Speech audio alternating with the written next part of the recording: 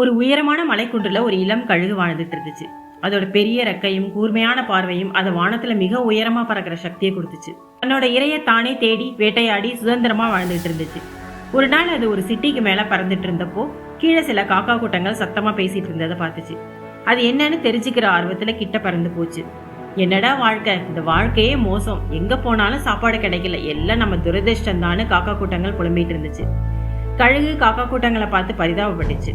அந்த காகங்கள் கழுக பார்த்ததும் கூப்பிட்டுச்சு, நீ மட்டும் ஏன் தனியா பறக்கிற, இங்க வா, எங்களோட இருந்து பாரு, அப்பதான் புரியும் வாழ்க்கை எவ்வளவு மோசம்னு. அந்த கழுகும் காக்கா கூட்டங்கள் மேல இறக்கப்பட்டு அந்த காக்காக்களுக்கு பக்கத்துல உட்கார ஆரம்பிச்சிச்சு. அதுங்களோட நேரம் செலவழிக்க ஆரம்பிச்சிச்சு. காலப்போக்குல மெதுவா ஒரு மாற்றம் நடந்துச்சு. கழுகு தன்னோட சக்தி மொத்தத்தையும் மறந்துருச்சு. ரெக்கையும் பார்வையும் கூர்மையா இருந்தாலும் தன்னுடைய பவரை பயன்படுத்த மறந்துருச்சு.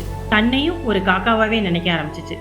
அந்த காகங்கள் மாதிரி இதுவும் புலம்ப ஆரம்பிச்சிச்சு. வேட்டைக்கு போனா இறை கிடைக்கல, வாழ்க்கை ரொம்ப கஷ்டம்பா, எல்லாமே என் விதி, எல்லாமே என் துரதிருஷ்டம்னு. இதோட புலம்பலை கேட்டுக்கிட்டு இருந்த ஒரு வயசான கழுகு கீழே வந்து அமைதியா சொன்னிச்சு, எப்பயும் புலம்பிக்கிட்டு இருக்க கூட்டத்துல இருந்ததால நீ ஒரு கழுகுங்கிறத மறந்துட்டு உன்னையே நீ பலவீனமா நினைக்க ஆரம்பிச்சிட்டேன்னு லா நம்பர் 10 ஞாபகப்படுத்துச்சு. தன்னோட பவரை உணர்ந்த கழுகு மறுபடியும் தனது ரெக்கைகளை விரிச்சு வானத்தை நோக்கி உயரமா பறக்க ஆரம்பிச்சிச்சு. So இதுதான் law number 10. Infection. Avoid the unhappy and unlucky. துரதிர்ஷ்டசாலிகளோடும் துன்பம் அடைந்தவர்களோடும் சேராதீர்கள். சில பேர் பிரச்சனையை சந்திச்சாலும் அதை சரி செய்ய முயற்சி செய்வாங்க. சில பேர் பிரச்சனையை விட அதிகமா புலம்பிக்கிட்டே இருப்பாங்க. அவங்களோட நெகட்டிவ் எனர்ஜியை சுத்தி இருக்கவங்க கிட்டையும் பரப்ப ஆரம்பிப்பாங்க. இப்படிப்பட்ட சூழல்ல இருந்தா நம்ம எனர்ஜி மெதுவா குறைய ஆரம்பிக்கும். நம்ம கான்ஃபிடன்ஸ் கூட பாதிக்கப்படும். இந்த லா என்ன சொல்லுதுன்னா, தப்பான சூழ்நிலையால பாதிக்கப்பட்டவங்களுக்கு உதவி செய்யலாம். ஆனா இந்த கதையில வர காக்கா கூட்டங்கள் மாதிரி எப்பவுமே நெகட்டிவா யோசிக்கிற, தங்களே துரதிருஷ்டசாலின்னு நினைக்கிற நபர்களோட ரொம்ப நெருக்கமா இருக்கிறது, பழகிறது, அவங்க மேல இறக்கப்படுறது, அனுதாபப்படுறது, அவங்கள மாத்தலாம்னு நினைக்கிறது, இதெல்லாம் புத்திசாலித்தனம் இல்லை. உங்க இறக்க குணத்தை இந்த மாதிரி நபர்கள் மேல வேஸ்ட் பண்ணாதீங்க. உங்களையும் மோசமான சூழ்நிலைக்கு இழுத்துட்டு போயிடுவாங்க. எப்படி ஒரு தொற்று நோய் ஒருத்தர்கிட்டேருந்து இன்னொருத்தருக்கு பரவுதோ அதே மாதிரி நெகட்டிவ் எண்ணங்களும் மெதுவா பரவ ஆரம்பிக்கும். உங்களை நீங்க காப்பாத்திக்கிறது உங்களுடைய கடமை. ஆனா இந்த மாதிரி நபர்களை நாம எப்படி அடையாளம் கண்டுபிடிக்கிறது? இவங்க எப்பவுமே முன்னேற்றமே இல்லாத வேலையை செஞ்சுக்கிட்டே இருப்பாங்க. ரிலேஷன்ஷிப் மெயின்டைன் பண்றதுல பிரச்சனைகளை சந்திப்பாங்க.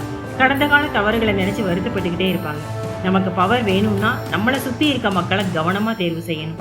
எப்பவும் சந்தோஷமான, உற்சாகமான, பாசிட்டிவா யோசிக்கிறவங்க கூட இருங்க. உங்க எண்ணத்தையும் அது வலிமையா மாற்றும்.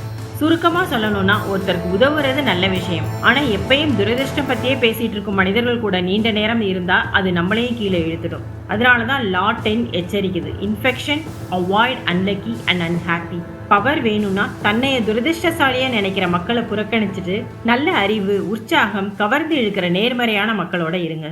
ஸோ இந்த 48 Laws of Power புத்தக சீரீஸ்ல சில விதிகள் நெகட்டிவ் அட்வைஸ் கொடுக்குற மாதிரி இருந்தாலும் களவும் கற்றுமரங்கிற மாதிரி இதை தெரிஞ்சுக்கிட்டு யாராலையுமே ஈஸியா மேனிப்புலேட் பண்ண முடியாத ஸ்மார்ட்டான நபரா நீங்க மாறணும்னா இந்த வீடியோவை லைக் பண்ணுங்க, ஷேர் பண்ணுங்க, என்னுடைய சேனல் இவால்வ் வித் ட்விங்கிளுக்கு சப்ஸ்கிரைப் பண்ணுங்க அண்ட் மறக்காம கமெண்ட் பண்ணுங்க. தேங்க்ஸ் ஃபார் வாட்சிங்.